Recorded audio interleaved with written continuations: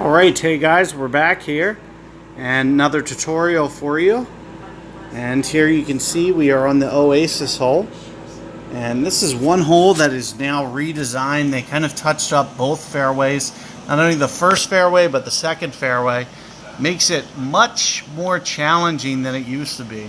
Here you can see we got downwind. I'm going to try to hopefully, go with the more powerful approach. I think landing it a little bit closer to that second rough is going to hopefully, increase the likelihood that you can do this. So here you're going to see me go relatively full power just to kind of increase my land zone.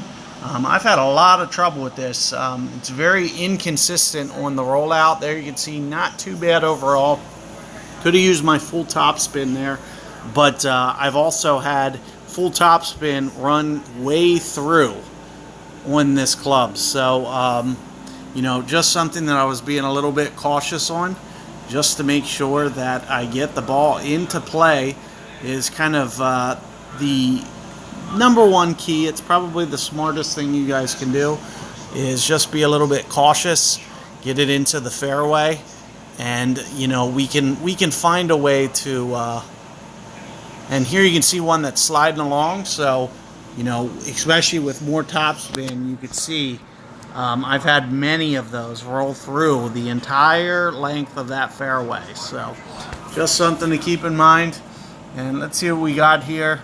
One of the things that I do like is this rough bounce, if at all possible.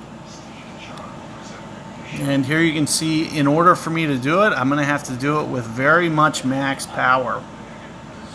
Looks like, I'm sure it won't be exactly max, but it will be very max. Now keep in mind, in terms of ring play, that, as I mentioned before, 1.9 per ring. So I'm going to go just a little bit more than one ring. So you can see me doing the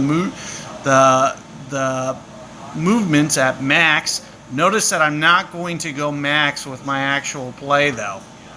I did hit a great ball, though, so it's going to shoot out towards the right. But you can see that I didn't end up actually hitting the ball max. I actually came in just a little bit. It was only bright orange. But you can see, in my opinion, that's going to, as long as you can get the, the full power shot on that rough, I recommend doing it that way, because it's going to be very consistent. Sorry, Eric. Got some streaming that I'm doing here. And just cannot play now, but hopefully I can catch up with you later. But definitely just keep that in mind when you guys are going about doing it for yourself on this hole. I've been having, quite a bit more difficulty with the new redesign on this one. It's a much harder hole, in my opinion.